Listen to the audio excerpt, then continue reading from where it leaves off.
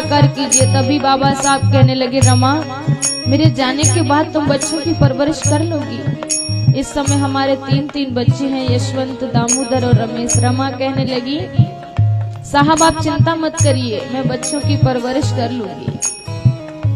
धम्म बंधु, आज माता रमाई से आज्ञा लेकर के परम पूज्य बाबा साहब विदेश में पढ़ने के लिए चले जाते हैं। इधर क्या होता है सुनिएगा।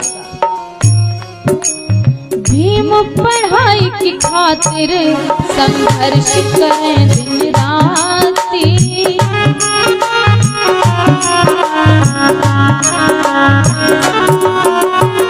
धम्म बंधु, जब बाबा साहब विदेश गए तो विदेश में लगातार 18 घंटे पढ़ाई किया करते थे। विदेश में कभी कभार बाबा साहब को खाने के नाम पर ब्रेड के टुकड़े मिला करते थे। इधर माता रमाई क्या करती हैं, भीम पढ़ाई की खातिर संघर्ष करें दिन राती। घर में रमा और बच्चों से जले दिया ना बाती।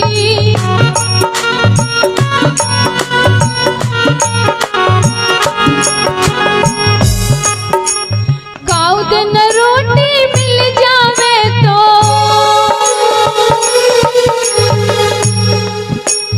काऊ दिन रोटी मिल जावे तो, काऊ दिन मिल जाए साथ रमा का त्याग बताऊं, प्रेम की महिमा गाऊं।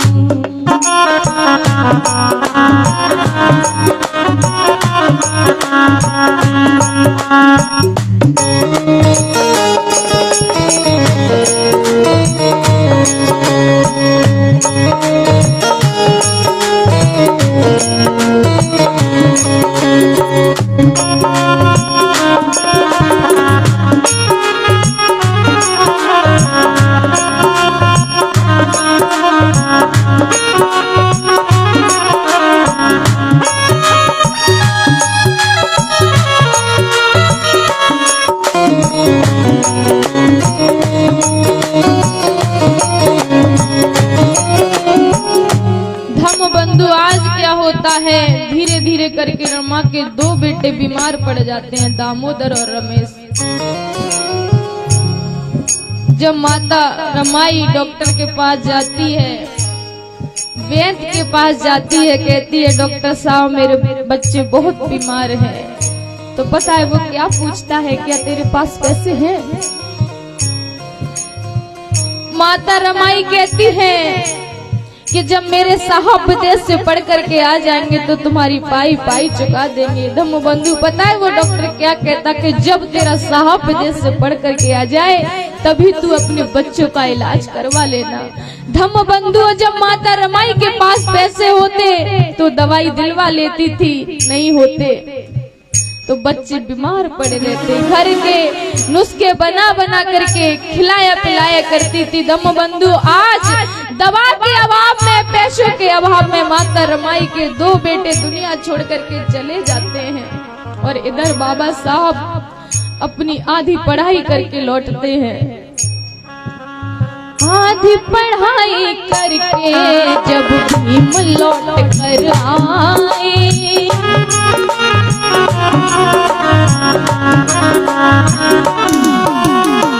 धम्म बंधु, आप लोगों ने सुना होगा कि जब एक पिता बाहर से हारा थका आए और उसकी संतान, उसके बच्चे उसे मिल जाए तो उसकी पूरी थकावट दूर हो जाती है। आज बाबा साहब ने आते ही रमा से पूछा, रमा बच्चे कहाँ हैं, बच्चे कैसे? आंखों में आंसू भर के रमा कहने लगी, 2 दुख में गुजर गए बच्चे, यूं रमा ने बोल सुनाए।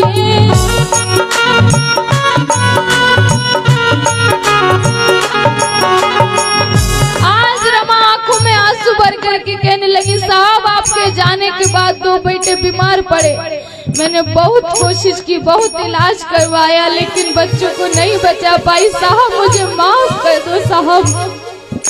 और रमा रो रो करके कहने लगी,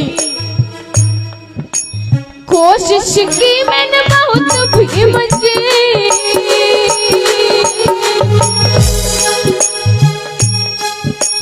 कोशिश की मैंने बहुत भीम जी तो छोड़ गए प्राण, रमा का त्याग बताऊं, भीम की महिमा गाऊं।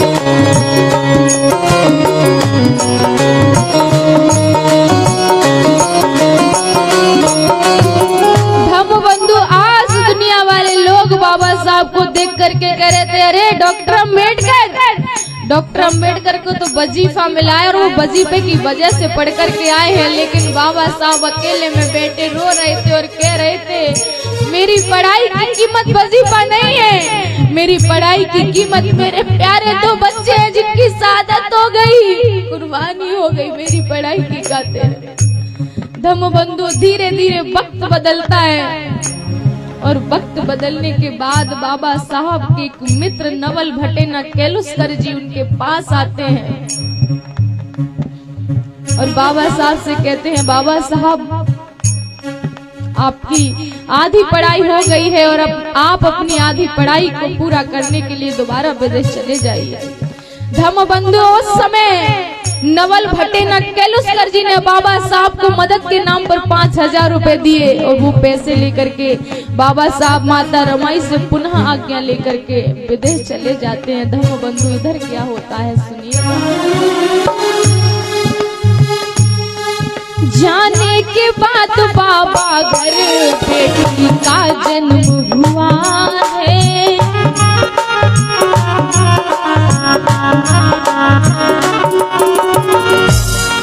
बाबा को मिली सूचना तब इंदु नाम रखा है।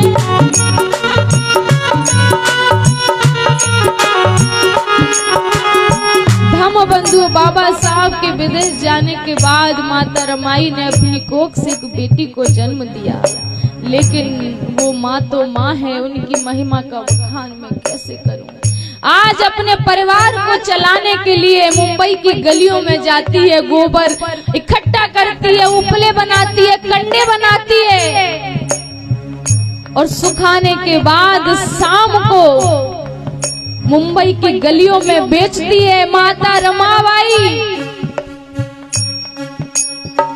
धम्मबंधु, आज माता रमाई पोथ बावड़ी से लेकर के दादर वहीं तक की फेरियां करती है, साथ में बेटे यशवंत को लेकर के जाती है। बेटा यशवंत सोचता है कि पता नहीं मेरी माँ को कब सुख मिलेगा, क्या मेरी माँ की पूरी जिंदगी यूं ही दुख में गुजर जाएगी। आज वो बालक कभी कभी रो देता है। धम्मबंधु, माता रमाई का स्वास्थ्य ठीक नहीं रहता था, लेकिन फिर भी माता रमाई अपने परिवार को चलाने के लिए मुंबई की गलियों में जाती है, उपले बेचती है, तब अपना गुजारा कर पाती है। खंड बेच कर करे गुजारा,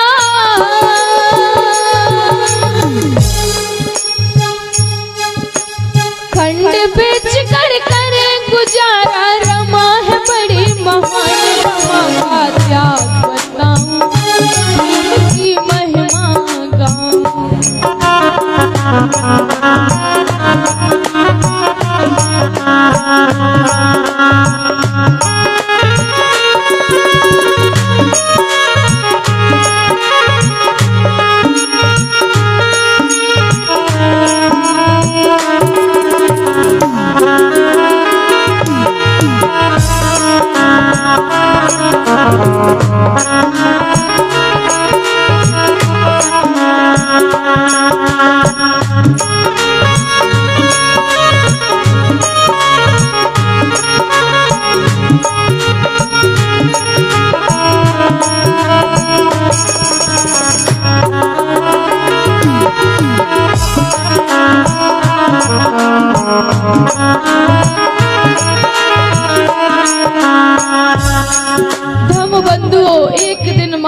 रमाई कंडों को बेच करके घर लौटी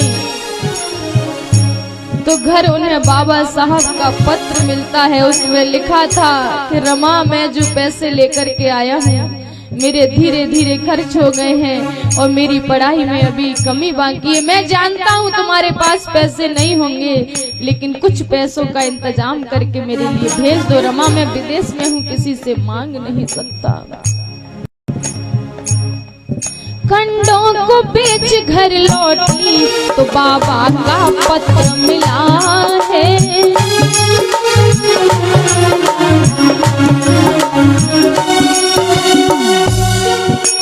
खर्च हुए मेरे पैसे भीम जी ने उसमें लिखा है।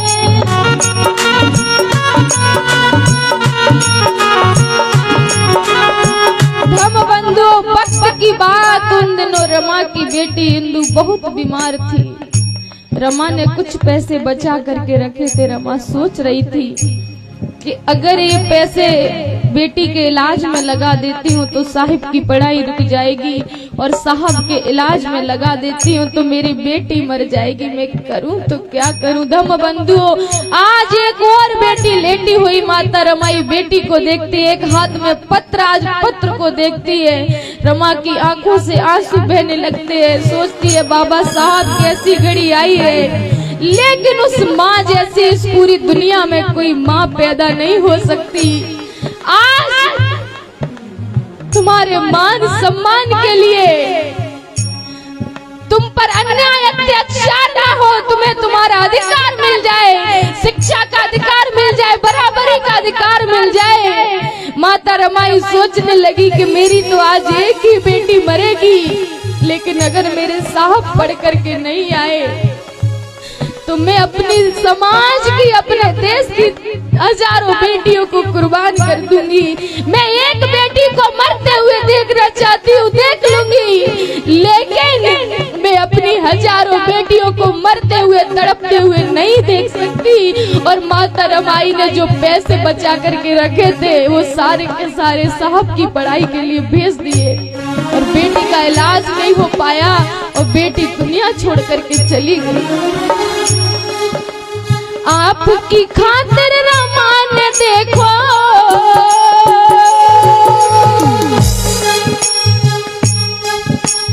आपकी खातिर रमा ने देखो बेटी की बलिदान। रमा का क्या बताऊं, भीम की महिमा गाऊं।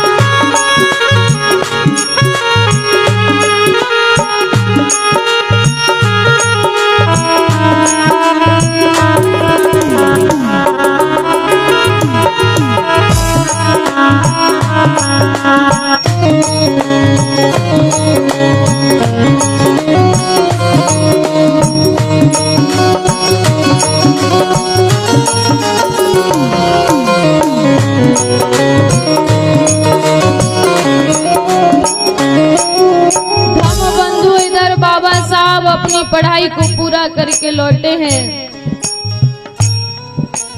बाबा साहब ने आते ही पूछा, जब भीम लौट कर आए तो बेटी नहीं मिली है।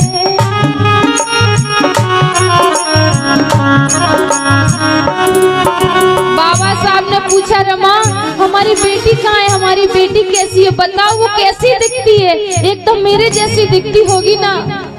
धम्म बंधु, माता रमाई की आंखों से आंसू बहने लगे, कहने लगी, साहब जब आपका पत्र आया तो बेटी बहुत बीमार थी, मैंने जो पैसे बचा करके रखे थे वो सब अपनी आपकी पढ़ाई के लिए भेज दिए, बेटी का इलाज नहीं हो पाया और बेटी दुनिया छोड़ करके चली गई।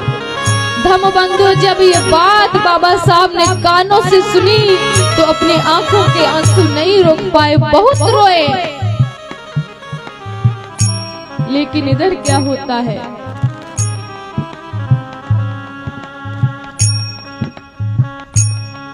जब भीम लौट कर आए तो बेटी नहीं मिली है।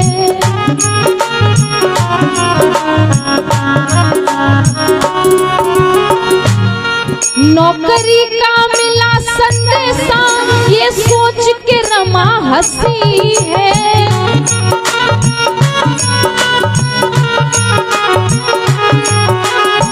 धम्मबंधु जब बाबा साहब विदेश से पढ़ कर के आए तो उन्हें नौकरी करने का मौका मिला। जब माता रमाई को ये बात पता लगी तो बहुत खुश हुई, सोच रही थी साहब विदेश से पढ़ कर के आएंगे, नौकरी करेंगे तो मैं अपने सारे दुख को भूल जाऊंगी और फिर से एक नई जिंदगी जीऊंगी। लेकिन बाबा साहब ने माता रमाई के सारे सपनों को चकनाचूर कर दिया। बाबा साहब ने नौकरी करने से मना कर दिया। बाबा साहब कहते हैं कि जब मुझे नौकरी करने का मौका मिला तो मैं 100 रुपए महीने का नहीं कमा पाता था। बाबा साहब जानते थे कि आज मैंने नौकरी कर ली तो फांसी का फंदा मेरे गले में पड़ जाएगा, मैं समाज को ढोंग पाखंड की बेड़ियों से आजाद नहीं करा पाऊंगा, उनको पढ़ने लिखने का हक नहीं दिला पाऊंगा। इसीलिए बाबा साहब ने ना नौकरी करने का फैसला लिया और कहा ना करूं नौकरी, कहा भीम ने।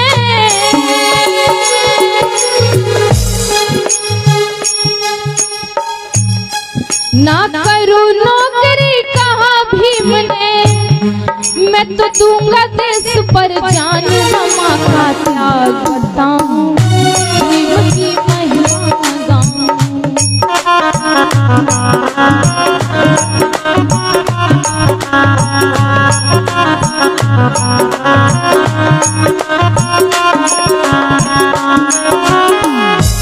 धम्मबंधु आज बाबा साहब ने नौकरी नहीं की तो क्या किया,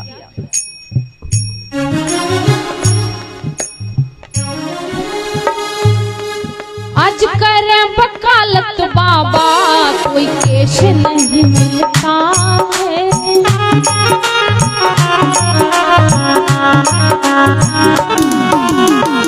धम्मबंधु बाबा साहब वकालत करने लगे, कोर्ट में जाने लगे तो पूरा पूरा दिन यूं ही बैठे रहते, कोई केस नहीं मिलता।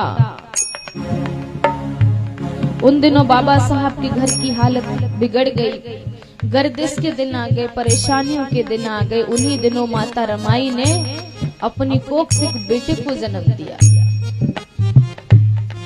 आज करे वकालत बाबा, कोई केश नहीं मिलता है।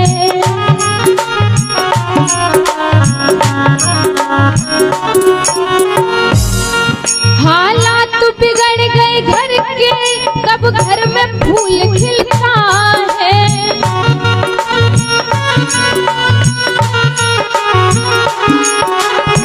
धम्मबंधु जब बाबा साहब के परिवार में गर्दिश के दिन आ गए, परेशानियों के दिन आ गए, जब माता रमाई ने उस पुत्र को जन्म दिया, बाबा साहब ने उसका नाम राज रतन रखा। और बाबा साहब राज रतन को देख करके कहते थे, रमा देखना हमारा बेटा जब बड़ा हो जाएगा तो देश पर राज करेगा। और बाबा साहब कहते हैं, बाबा साहब लिखते हैं, क्या लिखते हैं बाबा साहब? बाबा साहब ने लिखा है कि राज रतन बहुत सुंदर था, बहुत प्यारा था। क्या कहते हैं बाबा साहब? राज रतन था बहुत ही प्यारा,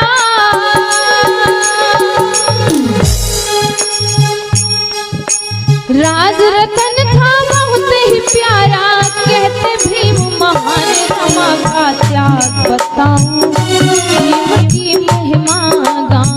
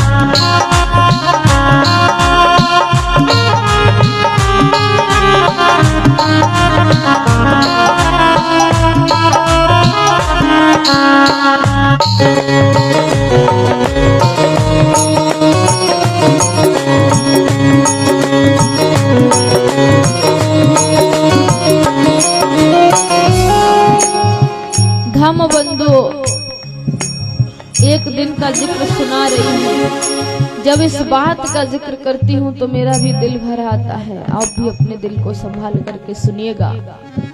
एक दिन का जिक्र, एक दिन की दुखद कहानी। एक कोर्ट में व्यक्ति आया,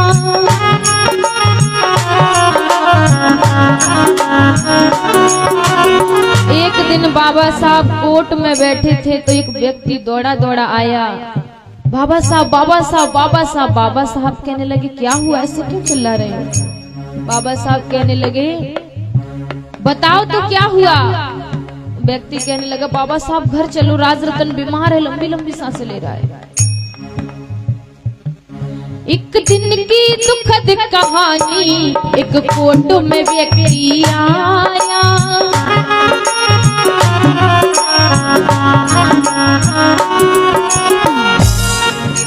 राज रतन दम तोड़े ये आकर उसने बताया।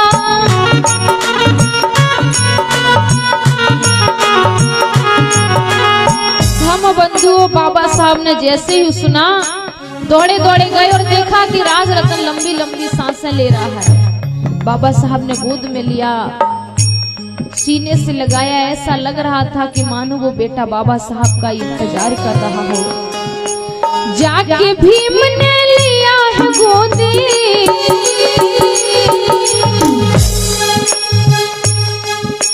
जाके भीम ने लिया है गोदी।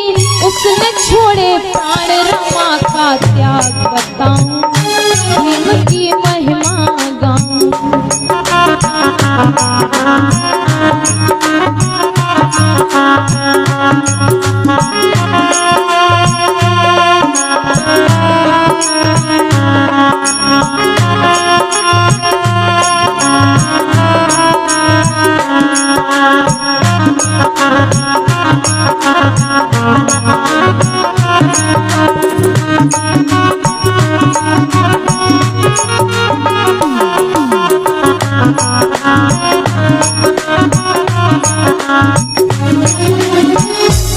बंधु, आज जैसे ही बच्चे ने दम तोड़ा है, रमा चीख करके रोने लगी, फूट फूट करके रोने लगी और कहने लगी बस करो साहब, बस करो साहब, बस करो। आखिर आपकी समाज सेवा ने धीरे धीरे करके मेरे 4 बच्चों को निगल लिया साहब, बस करो साहब, बस करो।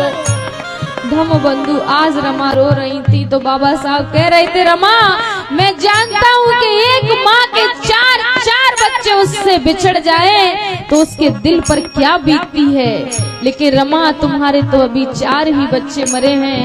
मैं तो इस समाज के हजारों बच्चों को, हजारों बच्चियों को रोज मरते हुए, तड़पते हुए देखता हूँ। मेरे दिल को कैसे तसल्ली पहुँचती होगी। आज रमा कह रही थी बाबा साहब तुम कहते थे साहब जी कि हमारा बेटा बड़ा होकर के इस देश पर राज करेगा, क्या राज करा सकते हो? धम बंधु, रमा कहती है आज रोए रमा बिचारी, कहे मुझको दुख मिला है।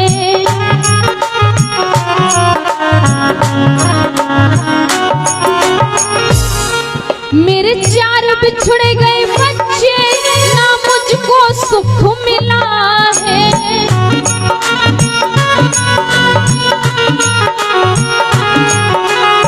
आज रमा रो रही थी तो बाबा साहब ने कहा चुप हो जाओ रमा, चुप हो जाओ। कहे भीम जी चुप हो जाओ, कहे भीम जी चुप हो जाओ। मैंने टुकड़ा लिया जान, रमा का क्या बताऊं, भीम की महिमा गाऊं।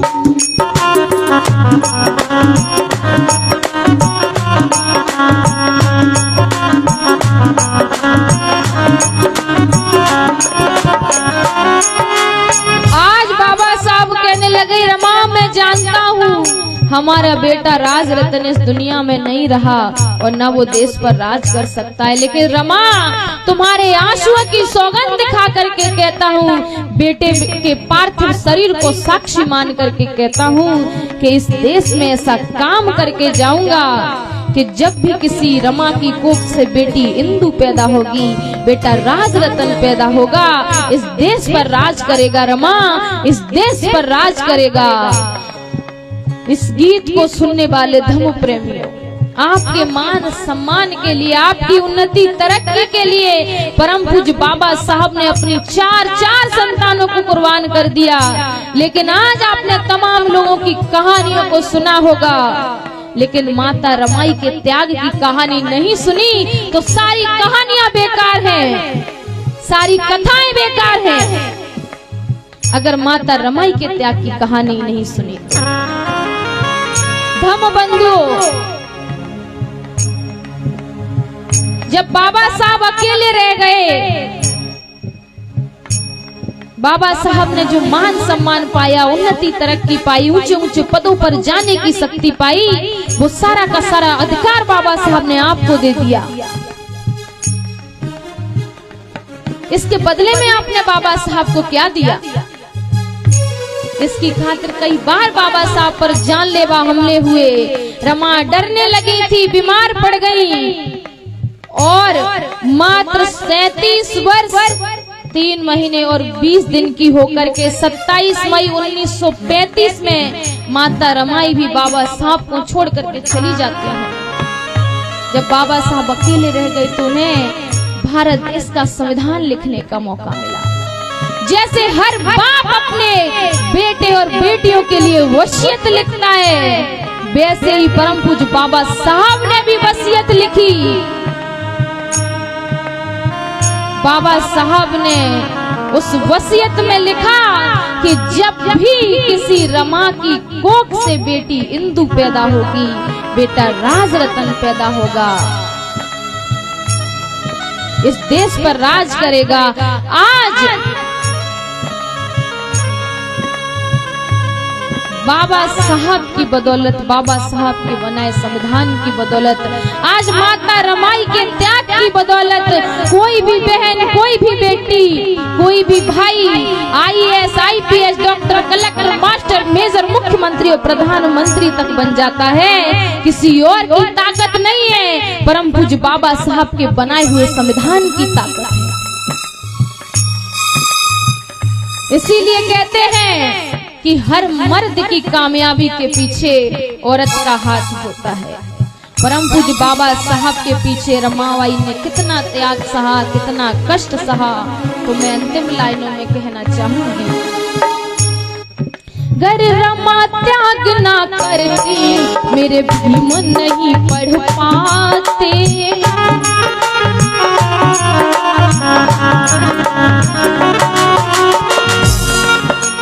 भीमराव भारत का ना संविधान लिख पाते।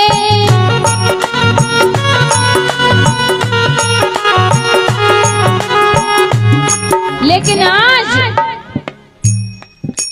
संविधान लिख कर बाबा ने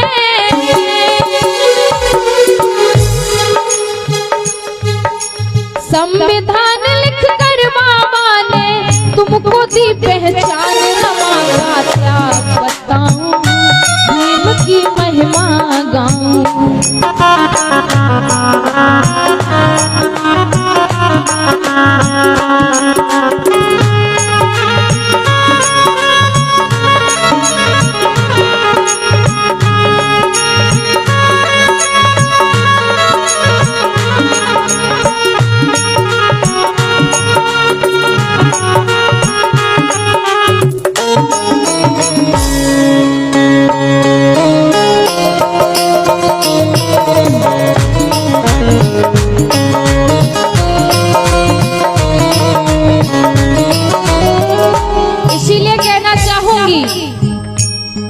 ये दुनिया त्याग के किस्से,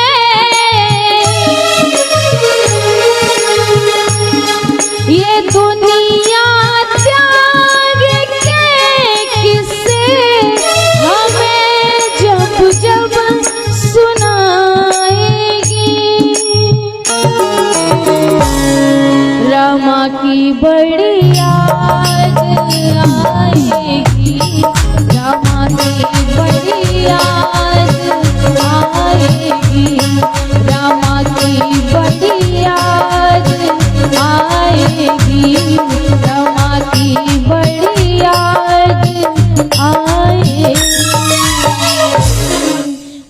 हे माता रमाई।